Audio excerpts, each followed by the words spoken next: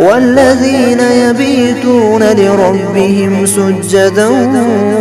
وقياما والذين يقولون ربنا اصرف عنا عذاب جهنم إن عذابها كان غراما إنها ساءت مستقرا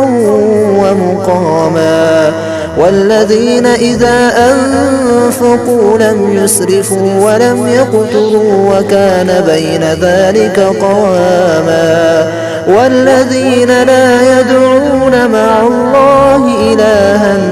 آخر ولا يقتلون النفس التي حرم الله إلا بالحق ولا يزنون ومن